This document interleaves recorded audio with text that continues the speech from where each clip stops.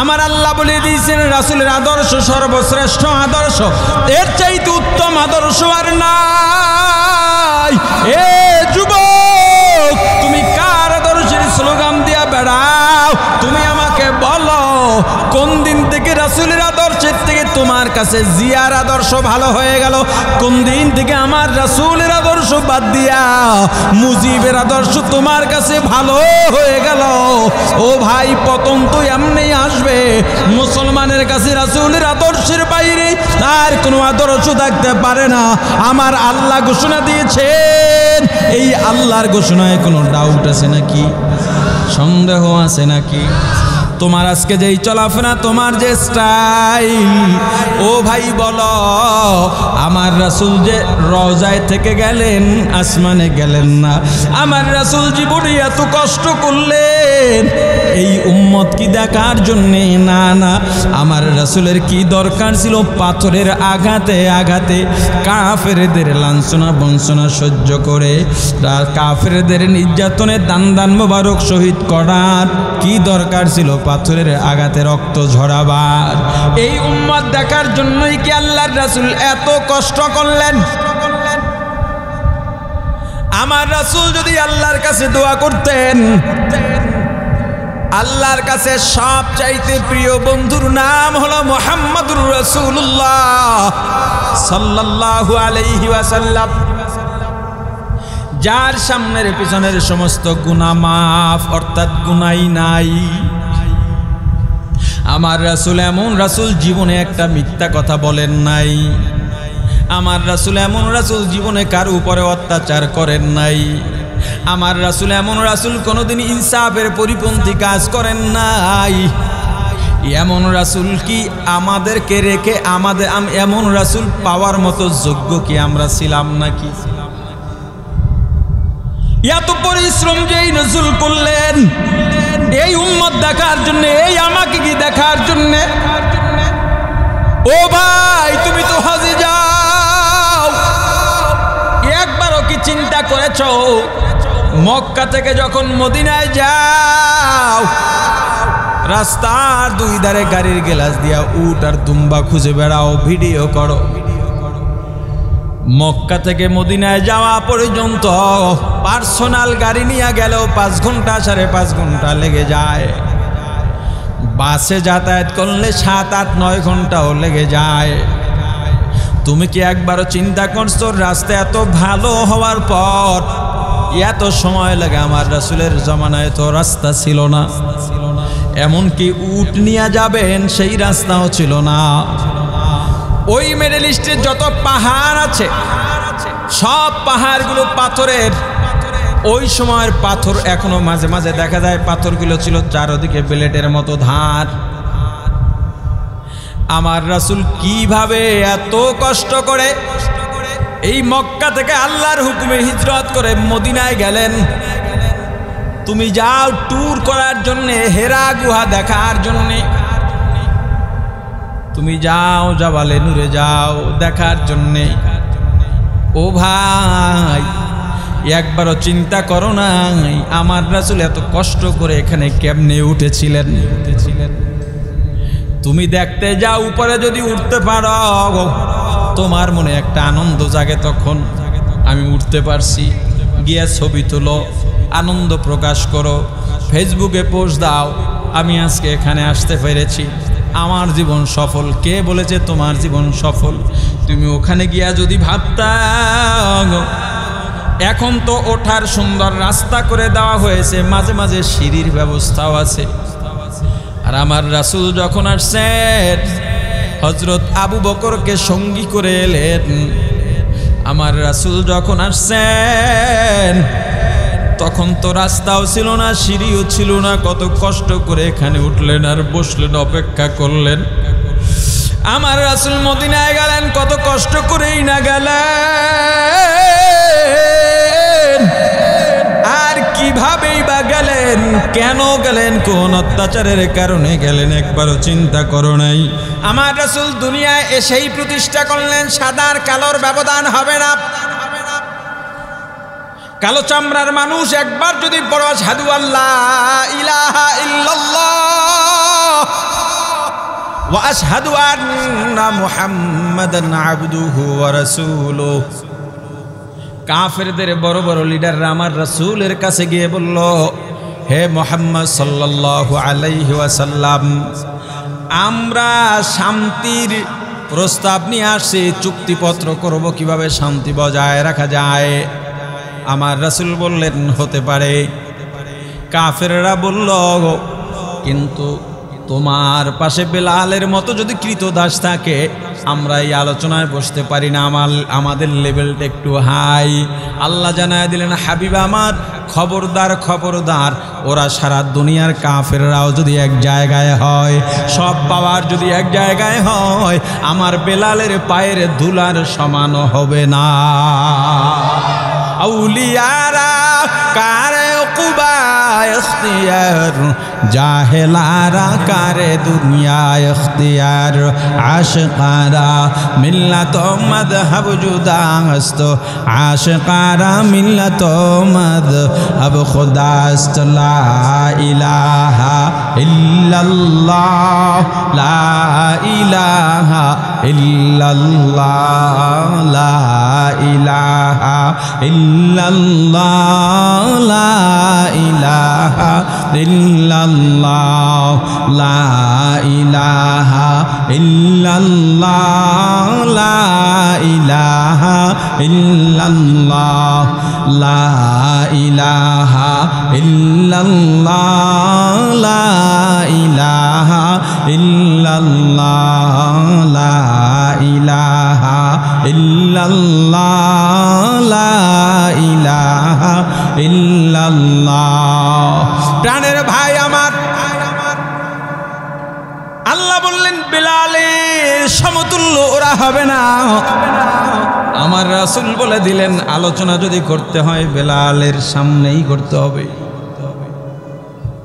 তুমি তো দুনিয়ায় ভেদাভেদ করো, কার টাকা বেশি কার টাকা নাই। এক সময় কুলিগিরি করতো, কেমনে কেমনে জানি বড় লোক হয়ে গেছে, এখন তাকে বানাইছো তোমার সালিসির প্রধান বিচারক। যেই দেশের মানুষের কাছে অর্থের মূল্যায়ন, ওই দেশের মানুষ, ওই দেশের মানুষের বিচার ব্যবস্থার ভঙ্গুর দশা হবেই, তো এর ব্যতিক্রম হওয়ার কোনো চান্স নাই। ভালো মন্দ যদি পার্থক্য করতে না পারো, একজন দরবেশ সফরে রওনা দিয়েছেন। একজন মুরিদ ভক্ত বললেন, হুজুর আমি আপনার সঙ্গে সফর করব। বলে, বাবা তুমি আমার সঙ্গে সফর করতে পারবা না, ধৈর্য কুলাবা না। দুনিয়ার সব মানুষ আমাদের এলাকার মতো না, এক এক জায়গার বৈচিত্র্য এক এক রকম, সহ্য করতে পারবা না। বলে, হুজুর আপনি পারলেও আমিও পারবো। যাইতে যাইতে এক রাষ্ট্রে গেল, গিয়া দেখলো ঘির দাম যা, সয়াবিন তেলের দামও তা। কথা কয় না, ঘির দাম আর তেলের দাম সমান। ভক্ত কইল, হুজুর আমি এই দেশে থেকে যাবো। কয় কেন?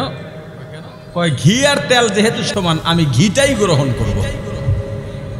হুজুর বললেন, বাবা যেই দেশে ভালো মন্দের পার্থক্য নাই, যেই দেশে ঘি আর তেল সমান, ওই দেশে বিচার নাই, ওই দেশে ঘি নাই, অতএব ওই দেশে থাকা যাবে না। সে তার কোনো কথা আর শুনল না। হুজুর তাকে ছেড়েই চলে গেলেন।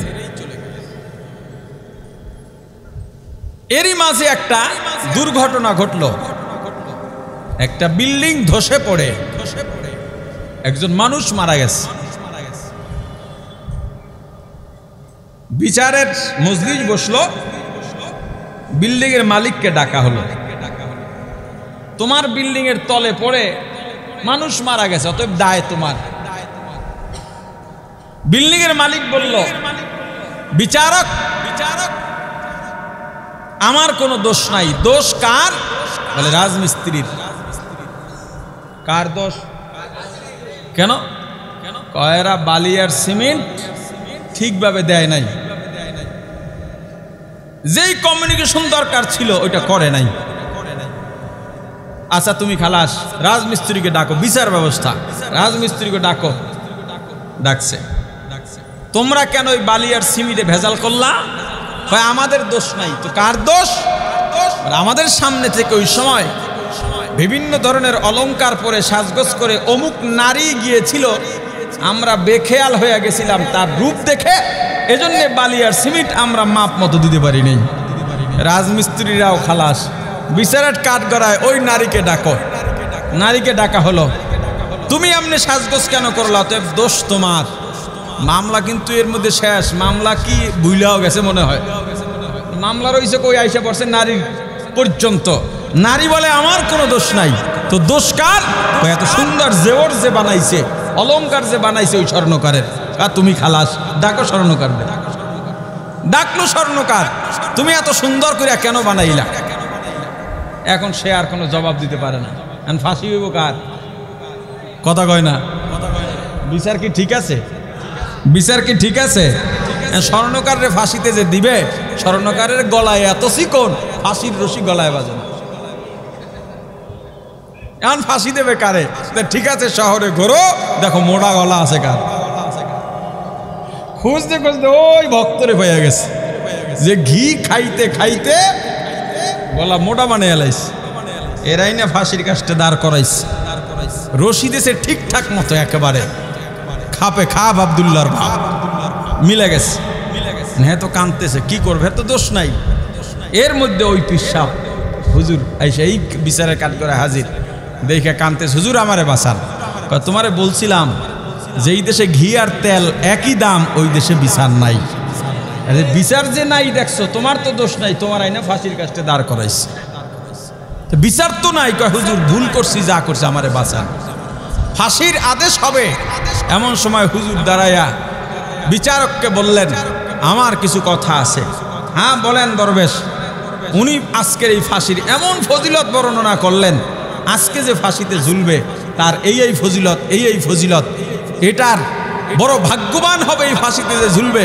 কাজী কয় এই ফাঁসি আজকে আমারে পড়াও। যেই দেশে বিচার নাই, যেই দেশের কাজী সঠিক বিচার করে না, ওই দেশের কাজী পালাইয়া ভারত গিয়া থাকতে হয়। এটা সহজ সমীকরণ।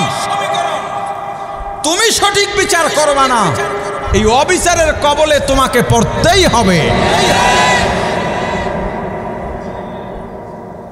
আজকে যারা পাথর দিয়া মানুষ মারো, আগামী দিনে তোমাকে মানুষ পাথর দিয়া মারবে। এটা সাধারণ সমীকরণ। আমার রাসূল এসে এত সুন্দর একটা নীতি আর অধিকার প্রতিষ্ঠা করে দিলেন। কালো ধনী টাকা পয়সার কোনো ভেদাভেদ নাই। আমরা সেই রাসূলের উম্মত হইয়া লেখাপড়া নাই, শিক্ষা দীক্ষা নাই, তারে আমরা নেতার আসনে বসাইলাম। চরিত্র নাই, নীতি নাই, চুরি ডাকাতি চান্দাবাজিতে ভরা। আমরা সবাই মিলে স্লোগান দিলাম, আমার নেতার চরিত্র ফুলের মতো পবিত্র।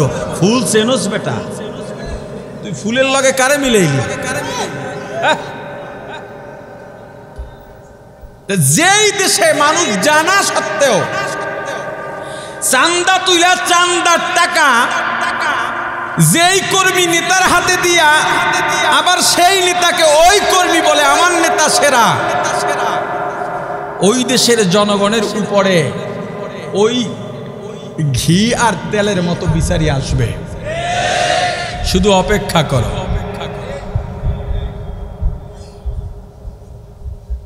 এই ব্যবধান করা যাবে? আরো জোরে বলেন।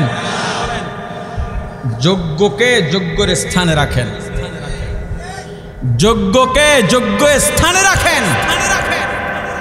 দুর্নীতিবাজকে সমাজের পরিচালক বানাবেন না। কাকে বানাবেন একটু পরে যদি সুযোগ হয় বলবো, নাহলে না বললেই শেষ করে দেবো, নিজেরা বুঝে লইয়েন। আমার রাসূল অধিকার প্রতিষ্ঠা করলেন, নীতি বাস্তবায়ন করলেন। নারীর সম্মান থাকবে, নারীর অধিকার থাকবে, এমন অধিকার নারীদের দিয়া তুমি বাইরের শ্রমের কাজ করাইতে পারবা না, ইটা ভাঙ্গাইতে পারবা না, রাস্তার মাটি কাজ করাইতে পারবা না।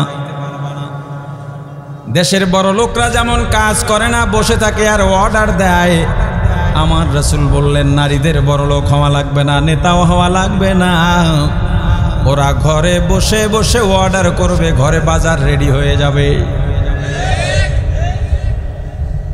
এমন অধিকার প্রতিষ্ঠা করলেন মুহাম্মদুর রাসূলুল্লাহ সাল্লাল্লাহু আলাইহি ওয়াসাল্লাম। আমার রাসূল বললেন, সাদা কালো বর্ণবাদের কোনো ব্যবধান হবে না, যার কলব যত পরিচ্ছন্ন সে তত ভালো। উদাহরণ হিসাবে আল্লাহ দুনিয়ায় রেখে গেলেন কৃতদাস হযরত বেলাল। এমন একজন মানুষ আমার রাসূল বললেন, মেরাজ থেকে এসে মেরাজে গিয়া আরশের পায়ার মধ্যে বেলালের হাঁটার আওয়াজ পাইছি। ধনী গরিবেরও ব্যবধান থাকবে না। শুধু মানুষের অধিকারী নয়, আমার রাসূল গোলামের প্রথা যতদিন ছিলেন, আমার রাসূল এসে বললেন, গোলাম হলে আগে মানুষ বেচা কিনা হতো। গোলাম ঠিক আছে, তবে তার উপরে চাপ প্রয়োগ করা যাবে না, জুলুম করা যাবে না। সাধারণ গোলামের অধিকারও প্রতিষ্ঠা করেছেন মুহাম্মদুর রাসূলুল্লাহ সাল্লাল্লাহু আলাইহি ওয়াসাল্লাম। শুধু মানুষ নয়, আল্লাহ প্রাণীর অধিকারও প্রতিষ্ঠা করেছেন। গাধার উপরে যতটুকু পারবে না তার চাইতে বেশি বোঝা চাপাইবা হবে না। ক্ষুধার্ত গাধার উপরে বোঝা চাপাইবা হবে না। উটের ক্ষুধা লাগছে, খাবার খাওয়াইবা না হবে না। খাবার খাওয়াও, সুস্থ রাখো, ওর ধারণ ক্ষমতা অনুযায়ী বোঝা চাপাও। ইনসাফের রাজ প্রতিষ্ঠা করলেন মুহাম্মদুর রাসূলুল্লাহ। তুমি সেই বয়ান দাঁড় করাইতে পারো না। তুমি আমার রাসূলের নামও জানো না, ইতিহাসও জানো না। এ যুবক, রাসূলের নামে কতদিন দুরূদ পড়ছো? এই যে আমরা বলি মুসলমান, গত এক সপ্তাহ ধরে অনলাইনে সোশ্যাল মিডিয়ায় ঘোরাঘুরি করে বিশ্বের মধ্যে পরকালে বিশ্বাসীর সংখ্যা বাংলাদেশে সবচাইতে বেশি। পরকালে যেই দেশের মানুষ বিশ্বাসী, পরকাল বিশ্বাসে যেই দেশের মানুষের সংখ্যা এত বেশি, ওই দেশের মানুষ কত পার্সেন্ট দরুদ শরীফ পড়ে আমাকে বলো। হে যুবক, এই যে মুসলমান বলি ধর্ম আমার ইসলাম, ধর্মীয় অনুভূতি কয়জনের ভেতরে আছে? রাসূলকে যদি কেউ গালি দেয়, রাসূলের নামে যদি কেউ কার্টুন ছাপায়, তখন দেখবেন সবাই প্রতিবাদ করে, কারণ রাসূলের ভালোবাসা কিছুটা হলেও ভিতরে আছে, সবচাইতে বেশি না, যার জন্যে খাঁটি মুমিন হতে পারে নাই। কিন্তু রাসূলের অবমাননার প্রতিবাদে যদি মিছিল হয়, শুধু হুজুর না, দেখবেন সেখানে বিনা বেনামাজিও আছে, বেরোজাদারও থাকে, এমনকি আওয়ামী লীগ বিএনপির লোকজনও থাকে। কেন? সে যেই দলই করুক না কেন, রাসূলের প্রতি ভালোবাসার কিছু অনুভূতি তার ভেতরে আছে। আর যারা দলের দিকে তাকাইয়া রাসূলের অবমাননার প্রতিবাদ করে না, দল বলে নাই, এজন্যে ওগুলার ঈমান নাই তো নাই। আমরা আল্লাহর কাছে দোয়া করি, আল্লাহ ওদের কলবে মোহর মাইরেন না, ওদেরকে হেদায়েতের আলো দেখায় দাও। কয় আমার দল তো বলে নাই, এজন্য সে প্রতিবাদ করে না। দল তার কাছে এত বড় প্রভু হয়ে গেছে, দলকে মূর্তি বানাই এখন এই দলের পূজা করে এই দেশের মুসলমান। এই দলকে একটা মূর্তি বানাইছে, এই মূর্তি যা বলবে সে তাই করবে। তো মূর্তি পূজকের মধ্যে তোমার মধ্যে ব্যবধান কোথায়? তোমার সবার আগে পরিচয় তুমি মুসলমান, তুমি রাসূলের উম্মত। এখানে তো অন্য কোনো পরিচয় থাকতেই পারে না। প্রাণের ভাই আমার, মুসলমানিত্ব আর মুসলমানের অনুভূতি, ইসলামের অনুভূতি, ধর্মীয় অনুভূতি কয়জনের মধ্যে আছে? আবার কিছু মানুষ আছে দেখবেন মসজিদে যায়, নিয়মিত নামাজও আদায় করে, আর মনে করে আমার কাজ শেষ। ধর্মীয় অনুভূতি নাই বলেছে নামাজ আদায় করে। নামাজের ভালোবাসা কতটুকু আছে? ভালোবাসা থাকলে তোমার ভেতরে ব্যাকুলতা তৈরি হবে। আযান শোনার সঙ্গে সঙ্গে, ওয়াক্ত হওয়ার সঙ্গে সঙ্গে ব্যাকুলতা তৈরি হবে। নামাজের প্রতি তোমার যে ভালোবাসা আছে প্রমাণ মিলবে নামাজ আদায় করার পরে। রাসূলের প্রতি তোমার ভালোবাসা ব্যাকুলতা আছে, এই ব্যাকুলতা তোমার প্রমাণ মিলবে যখন তুমি রাসূলের সুন্নাত মতো জীবন পরিচালনা করবা। কিন্তু তুমি নামাজ পড়লা, তোমার 1 বছরে যদি হিসাব করা হয় 1000 বার জিকির করার ইতিহাস নাই। তুমি 1 বছরে 100 বার দরুদ শরীফ পড়ো না। শুধুমাত্র মসজিদে গেলে, ওয়াজে গেলে হুজুর যখন পড়েন, দরুদ পড়েন, তখন আপনি পড়েন। এর বাইরে বলেন নিজে ইচ্ছা করে আলাদা সময় দোকানদারি করতেছেন, কিংবা গাড়িতে চড়ে আছেন, অথবা বাসায় বসে আছেন, আপনি জমিনে কৃষি কাজ করতেছেন, নদীতে মাছ ধরতেছেন, আপনি মাছ ধরেন, সেখানে জিহ্বা কোনো কাজে লাগে না। দোকানদারি করেন, জিহ্বা কোনো কাজে লাগে না। সাংসারিক কাজকর্ম করেন, জিহ্বা কোনো কাজে লাগে না। বলেন আমাকে, আমি দৈনিক 100 বার করে দরুদ শরীফ পড়েছি। আমার মনে হয় 99.99% মাঝেই দরুদের আমল নাই, অথচ আশিকে রাসূল বলতে বলতে ফেনা তুলে। কেন আপনি দরুদ পড়েন না? কারণ রাসূলের প্রতি ভালোবাসার ব্যাকুলতা আপনার নাই।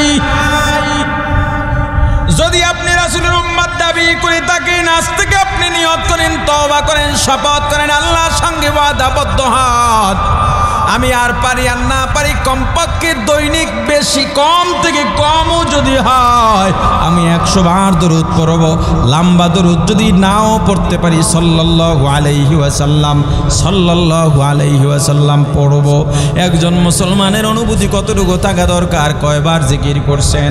শোয়ার সময় একটা সুন্নত তরিকা আছে, শুইতে যাওয়ার সময় ঘুম দোয়া আছে, বিছানা পরিষ্কার করার একটা সুন্নত তরিকা আছে, ঘুম থেকে ওঠার পর দোয়া আছে, সুন্নত তরিকা আছে, ইস্তেঞ্জায় যাবেন, সুন্নত তরিকা আছে, ইস্তেঞ্জা থেকে বের হবেন, সুন্নত তরিকা আছে, এমনকি আপনি জামা কাপড় পরিধান করবেন, সুন্নত তরিকা আছে, দোকানে যাবেন, সুন্নত তরিকা আছে, দোকানদারি করবেন, সুন্নত তরিকা আছে, বিবির সঙ্গে বিবির কাছে যাবেন, সুন্নত তরিকা আছে, আপনি চাকরি করবেন, সেখানেও সুন্নত তরিকা আছে, বন্ধুর সঙ্গে দেখা হবে, সেখানেও সুন্নত তরিকা আছে, খানা খেতে বসবেন, সেখানেও সুন্নত তরিকা আছে, যেখানেই যাবেন সুন্নাত তরিকা আছে, নামাজের পরে দোয়া দরুদ আছে। বলেন আমাকে, আপনি কয়টা পালন করছেন? এরপরে বলেন আপনি মুসলমান। আপনি নামাজের সালাম ফিরাবার আগে উঠটা দৌড় দিতে চান? আরে কথা বলে না? ফজরের সময় মসজিদের নামাজ এমনি মুসল্লি কম হয়, এরপরও ইমাম সাহেব যখন সালাম ফিরান আপনি উঠটা দৌড় দিতে পাগল হয়ে যান। কেন রে ভাই? কি কারণ? ফরজ নামাজের পরে তো আপনার প্রত্যেক মুসলমানের কিছু আমল আছে ফরজ নামাজের পরেই, অথচ এই আমল আপনার মাঝে নাই। আপনি বসে থাকেন হুজুর কখন মোনাজাত উঠাইবে তার জন্যে, অথচ এইটা কিছুই না। আরে বোঝে না, ইমাম সাহেব ফরজের সালাম ফিরে যে মোনাজাত উঠান, এই মোনাজাতটা কি? কিছুই না। আরে কথা কয় না, এ বইয়ে থায় ইমাম সাহেব দেরি করলে এ বইয়ে থায়। আর যদি কোনো মতে ইমাম সাহেব মোনাজাত নাই দেয়, বাইরে নেমে এমন পেস লাগায়, অথচ সূরা ফাতিহাও পড়তে পারে না। কথা কয় না? আফসোস আফসোস আফসোস আফসোস। আমলের কথা বললে, সঠিক রাজনীতির কথা বললে, দুর্নীতির কথা বললে, কারো কারো শরীরে আগুন জ্বলে, জ্বলে কিনা? ইবলিস 4 বার বিলাপ করছিল, বিলাপ করে কাঁদছিল। কয়বার? আরে কথা কয় না। একবার যখন সে অভিশপ্ত হয়েছে, দ্বিতীয়বার যখন জান্নাত থেকে বিতাড়িত হয়েছে, আর তৃতীয়বার আল্লাহ রসুলের জন্ম যেদিন হয়েছে, চতুর্থবার যেদিন সূরা ফাতিহা নাযিল হয়েছে, এ বিলাপ করে কাঁদছে। সূরা ফাতিহা আমার বড় উদ্দেশ্য, সূরা ফাতিহা। আপনি সূরা ফাতিহাও পড়তে পারেন না ঠিকভাবে, আপনি দোয়ার জন্য বসে আছেন ইমাম সাহেবের সাথে, অথচ আল্লাহ পৃথিবীর শ্রেষ্ঠ দোয়া রেখেছেন সূরা ফাতিহার মধ্যে, যেটা আমরা নামাজের মধ্যে তেলাওয়াত করে থাকি। লা সালাতা ইল্লা বিফাতিহাতিল কিতাব। আমার রাসূল বলছেন কোন নামাজ সূরা ফাতিহা ছাড়া নাই। তুমি সুন্নাত পড়ো, নফল পড়ো, মুস্তাহাব নামাজ পড়ো, ওয়াজিব পড়ো, ফরজ পড়ো, প্রত্যেক নামাজে কি লাগবে? তুমি এটাই জানো না। এ দোয়ার লগে বইয়া রইছে। প্রত্যেক ফরজ নামাজের পর। এজন্য প্রত্যেক মুমিন মুসলমান তোমার একজন মুরব্বী থাকা দরকার। মুরব্বী না থাকলে হবে না, মুরব্বী না থাকলে হবে না। তোমার দুর্নীতিবাজ রাজনৈতিক নেতা তোমার মুরব্বী হিসেবে আছে, তোমার আত্মা শুদ্ধ করার জন্য। যেই আত্মা, যেই কলবের দাম কিয়ামতের ময়দানে যেই কলব মানুষের ব্যবধান গড়ায় দেবে, ওই কলব পরিবর্তনের জন্য তোমার কোনো মুরব্বী নাই। আফসোস, তোমার মিরপুরেই তো মহান মুরব্বী আছেন, আল্লামা মুফতি দিলাওয়ার হোসাইন। যাও, দেরি করো না, কালকেই যাও, তার কাছে গিয়ে নিজের হালত বলো, হুজুর আমার আমলে মন বসে না, নামাজে মন বসে না, দরুদ পড়তে পারি না, জিকিরে মন বসে না, আমার জিহ্বায় যেন মজা লাগে, আমি আল্লাহকে ডাকলে যেন অন্তরে মজা পাই, আমি দরুদ পড়লে যেন অন্তরে স্বাদ পাই, নামাজ পড়লে যেন অন্তরে মজা পাই, আমাকে পথ বাতলায়া দেন। রব্বানা ওয়াবআথ ফীহিম রাসূলাম মিনহুম ইয়াতলু আলাইহিম আয়াতিকা ওয়া ইউআল্লিমুহুমুল কিতাবা ওয়াল হিকমাতা ওয়া ইউযাক্কিহিম। পয়গম্বর ইব্রাহিম আল্লাহর কাছে দোয়া করছেন, আল্লাহ তাদের মধ্যে হতে এমন একজন রাসূল পাঠান, বনি ইসরাইলের মধ্যে নবীর ধারা খতম হইয়া কুরাইশের মধ্য থেকে আমার আল্লাহ নবীজিকে পাঠাইলেন। পয়গম্বর ইব্রাহিম দোয়া করলেন, আল্লাহ আপনি তাদের মধ্য হতে এমন একজন রাসূল পাঠান যিনি মানুষের আত্মাকে শুদ্ধ করে দেবেন, কলব পরিষ্কার করে দেবেন। ভালো করে বুঝছেন, এই বোতলটা পইরা গেছে, কি হয়েছে? পইরা গেলে কারো ফালানোর দরকার আছে? কোন লোকের দরকার আছে পইরা যাইতে? আর ফালাইয়া দিয়েছে, ফালাইয়া দিছে। এই ফালাইয়া দিলে কাউরে দরকার আছে না নাই? কেউ না কেউ তো ফালাইয়া দিছে। মাদ্রাসার ছাত্ররা বুঝে লাজেম মুতাআদ্দির হিসাব এখানে। একটা হয়েছে কি, পইরা গেছে, পইরা গেলে কেউ লাগে, ফালাইয়া দিলে কেউ লাগে কিনা? তাহলে কলব আর আত্মা শুদ্ধ হয়ে যায় না, করে দিতে হয়। যদি হয়ে যাইতো তাহলে কেউ লাগতো না, করে দিতে হয় মানে কাউকে লাগে। আরে কথা বলে না। এজন্য তুমি আল্লাহওয়ালার কাছে যাও, তোমার কলবকে শুদ্ধ বানাও, আর তুমি একটা আদর্শ আঁকড়ে ধরো।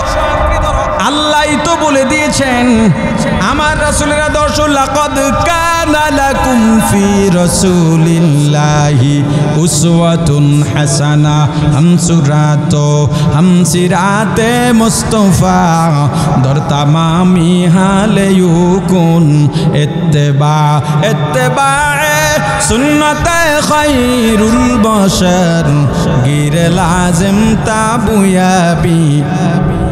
ऐ पेसार मोहम्मद अरबी है व नबी रस्ते पे शो, मोहम्मद अरबी है व नबी रस्ते पे शो, आलम हुआ उसकी पैदा इससे उजाला, आलम हुआ उसकी पैदाइश से उजाला, शफीउल उमम हमारा नबी रोज़ क़यामत, शफीउल उमम हमारा नबी रोज़ क़यामत, शफाअत करेगा अल्लाह के पास गुनाहगार उम्मत, शफाअत करेगा अल्लाह के पास गुनाहगार उम्मत। ला इलाहा इल्लल्लाह, ला इलाहा इल्लल्लाह, ला इलाहा इल्लल्लाह, ला इलाहा इल्लल्लाह, ला इलाहा इल्लल्लाह, ला ইলাহা ইল্লাল্লাহ। আমার আল্লাহ বলে দিয়েছেন, রাসূলের আদর্শ সর্বশ্রেষ্ঠ আদর্শ, এর চাইতে উত্তম আদর্শ আর নাই। এ যুবক, তুমি কার আদর্শের স্লোগান দিয়া বেড়াও? তুমি আমাকে বলো, কোন দিন থেকে রাসূলের আদর্শের থেকে তোমার কাছে জিয়ার আদর্শ ভালো হয়ে গেল? কোন দিন থেকে আমার রাসূলের আদর্শ বাদ দিয়া মুজিবের আদর্শ তোমার কাছে ভালো হয়ে গেল? ও ভাই, পতন তো এমনি আসবে। মুসলমানের কাছে রাসূলের আদর্শের বাইরে আর কোনো আদর্শ থাকতে পারে না। আমার আল্লাহ ঘোষণা দিয়েছেন। এই আল্লাহর ঘোষণায় কোনো ডাউট আছে নাকি? সন্দেহ আছে নাকি? তোমার আজকে যেই চলাফেরা, তোমার যে স্টাইল, ও ভাই বলো, আমার রাসূল যে রওজায় থেকে গেলেন, আসমানে গেলেন না। আমার রাসূল জীবনে এত কষ্ট করলেন এই উম্মত কি দেখার জন্যে? না না, আমার রাসূলের কি দরকার ছিল পাথরের আঘাতে আঘাতে কাফেরদের লাঞ্ছনা বঞ্চনা সহ্য করে, কাফেরদের নির্যাতনে দান দান মোবারক শহীদ করার কি দরকার ছিল পাথরের আঘাতে রক্ত ঝরাবার? এই উম্মত দেখার জন্যই কি আল্লাহর রাসূল এত কষ্ট করলেন? আমার রাসূল যদি আল্লাহর কাছে দোয়া করতেন, আল্লাহর কাছে সবচাইতে প্রিয় বন্ধুর নাম হলো মুহাম্মদুর রাসূলুল্লাহ সাল্লাল্লাহু আলাইহি ওয়াসাল্লাম, যার সামনের পিছনের সমস্ত গুনাহ মাফ, অর্থাৎ গুনাই নাই। আমার রাসূল এমন রাসূল, জীবনে একটা মিথ্যা কথা বলেন নাই। আমার রাসূল এমন রাসূল, জীবনে কারো উপরে অত্যাচার করেন নাই। আমার রাসূল এমন রাসূল, কোনোদিন ইনসাফের পরিপন্থী কাজ করেন নাই। এমন রাসূল কি আমাদেরকে রেখে এমন রাসূল পাওয়ার মতো যোগ্য কি আমরা ছিলাম নাকি? এত পরিশ্রম যেই রাসূল করলেন এই উম্মত দেখার জন্য, এই আমাকে কি দেখার জন্য? ও ভাই, তুমি তো হজে যাও, একবারও কি চিন্তা করেছো মক্কা থেকে যখন মদিনায় যাও, রাস্তার দুই ধারে গাড়ির গ্লাস দিয়া উট আর দুম্বা খুঁজে বেড়াও, ভিডিও করো। মক্কা থেকে মদিনায় যাওয়া পর্যন্ত পার্সোনাল গাড়ি নিয়ে গেলেও 5 ঘন্টা 5.5 ঘন্টা লেগে যায়।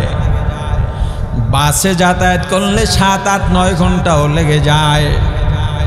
তুমি কি একবারও চিন্তা করছো রাস্তা এত ভালো হওয়ার পর এত সময় লাগে? আমার রাসূলের জামানায় তো রাস্তা ছিল না, এমনকি উট নিয়ে যাবেন সেই রাস্তাও ছিল না। ওই মিডল ইস্টের যত পাহাড় আছে সব পাহাড়গুলো পাথরের। ওই সময়ের পাথর এখনো মাঝে মাঝে দেখা যায়, পাথরগুলো ছিল চারদিকে ব্লেডের মতো ধার। আমার রাসূল কিভাবে এত কষ্ট করে এই মক্কা থেকে আল্লাহর হুকুমে হিজরত করে মদিনায় গেলেন? তুমি যাও ট্যুর করার জন্য, হেরা গুহা দেখার জন্য, তুমি যাও জাবালে নূরে যাও দেখার জন্য। ও ভাই, একবারও চিন্তা করো নাই আমার রাসূল এত কষ্ট করে এখানে কেমনে উঠেছিলেন?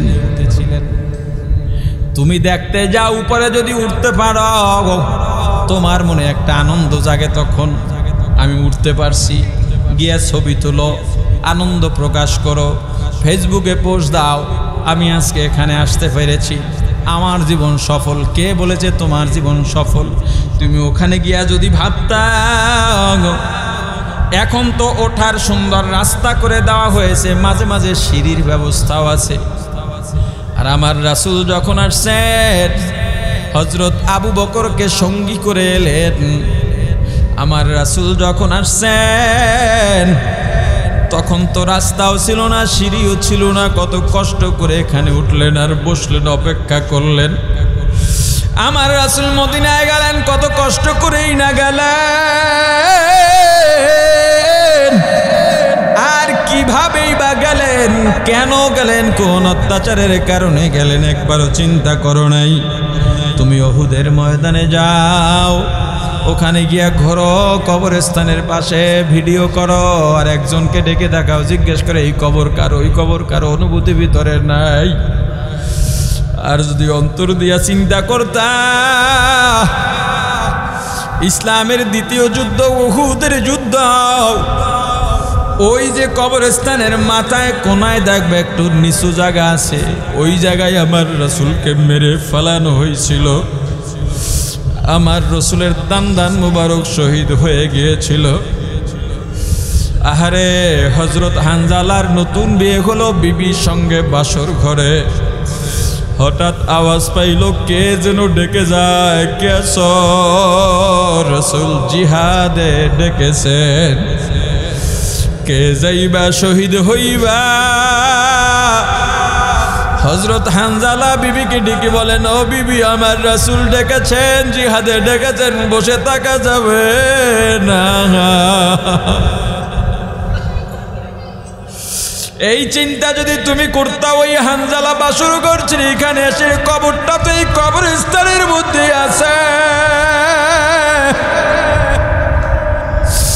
আমার রাসূল তো পাথরের আঘাতে, কাফিরদের আঘাতে এই গর্তের মধ্যে পড়ে গিয়েছিলেন। ওই যে উহুদের পাহাড় দেখা যায়, আমার রাসূল ওই উহুদের পাহাড় ভাগ হয়ে আবার রাসূলকে আশ্রয় দিয়েছে। আমার রাসূল বলেছেন উহুদ পাহাড়ও আমাদের সাথে জান্নাতে যাবে, কারণ উহুদও আমাদেরকে ভালোবাসে, আমরাও উহুদকে ভালোবাসি। যেই জায়গা দেখার পর তোমার ঈমান তাজা হওয়ার কথা, নতুন ভাবে শপথ পড়ার কথা, যেখান থেকে তুমি রাসূলের পুরনো ভালোবাসা নিয়ে বাংলাদেশে ফেরার কথা, না না, তুমি কয়েক খণ্ড ভিডিও নিয়ে সেখান থেকে ফিরছো, কোনো কিছু অর্জন করতে পারো নাই। তুমি একবার যদি ভাবতাম মক্কা থেকে ওই তায়েফে আমার রাসূল কেন গেলেন, কি দরকার ছিল বলেন? কোনো দরকার ছিল না। মক্কা থেকে তায়েফ 80 কিলোমিটার দূরে, পুরাটাই উঁচা। মক্কা থেকে তায়েফ এই 80 কিলোমিটার উঁচা। ওখানে গেলেন হুজুরের খাদেম, হুজুরের আজাদকৃত গোলাম পালক পুত্র যায়েদকে নিয়ে গেলেন। ওখানে যাওয়ার পর গোপনে গোপনে 7 দিন থেকে 10 দিন দাওয়াত দিলেন। এরপরে তায়েফের বাজারে দাঁড়াইয়া তেলাওয়াত করে সবাইকে দাওয়াত দিলেন, আমি মুহাম্মদ আল্লাহর পাঠানো রাসূল। আহা, আমার রাসূল তায়েফে গেছেন, এই চিন্তা করছেন রাসূল যেখানে দুধ পান করেছেন তার প্রতিবেশী হলো তায়েফ। রাসূলের বিয়ের সম্ভবত বিয়ের সম্পর্ক আছে তায়েফে, এখানের মানুষ আমাকে ফালাইয়া দেবে না। আমার রাসূল যখনই দাওয়াত দিলেন, কাফেররা কেউ দাওয়াত গ্রহণ করে নাই, বরং সবাই বলল যাও যাও তায়েফ থেকে বের হয়ে যাও, এখানে আর থাকতে পারবা না। আমার রাসূলকে বের করে দেওয়ার সময় কাফেরদের, দুষ্ট ছেলেদের কাফেররা বলে দিল একে পাথর মার। কাফেরদের দুষ্ট ছেলেরা পাথর নিয়ে আমার রাসূলের দিকে মারতেছে। হযরত যায়েদ রাদিয়াল্লাহু তাআলা আনহু একবার ডানে যান, আর একবার বামে যান, আর একবার পিছনে, আর একবার সামনে, কত আর ফিরাইতে পারে? যায়েদের মাথাও ফেটে যায়। আমার রাসূলের শরীরটা রক্তে রঞ্জিত হয়ে যায়, স্রোতের মতো রক্ত পড়া শুরু হয়। রক্ত পড়তে পড়তে জুতায় গিয়ে রক্ত জমাট বেঁধে জুতা পায়ের সঙ্গে আটকে যায়। ও ভাই, একবার কি চক্ষু বন্ধ করে ভাবতে পারো আমার রাসূলের ওই সময় কেমন অবস্থা হয়েছিল? এত সুন্দর মানুষ পৃথিবীতে, এত সুন্দর আর কেউ নাই। আমার রাসূল ওই অবস্থায় কেমন হয়েছিল? একজন মাত্র সঙ্গী, আহারে চতুর্দিক থেকে পাথর মারে, ওদের দয়া নাই, মায়া নাই। আমার রাসূল সবাইকে অনুনয় বিনয় করে বলেন, অনুরোধ করে বলেন, তোমরা আমাকে মেরো না, মেরো না, মেরো না, আমি আসছি তোমাদের মুক্তির বার্তা নিয়ে, মেরো না, মেরো না, মেরো না। আরে নবীজি হাঁটতে পারেন না, পড়ে যায়, শরীর দুর্বল হয়ে গেছে, রক্তে রঞ্জিত শরীর, পড়ে যান। ওরা আবার হাত ধরে উঠাইয়া আবার ধাক্কা দিয়া সামনে আগায় দেয়, ওই ধাক্কায় আবার পড়ে যান, আর আবার উঠাইয়া আবার ধাক্কা বাড়ে, পাথর বাড়ে। তায়েফের প্রাণ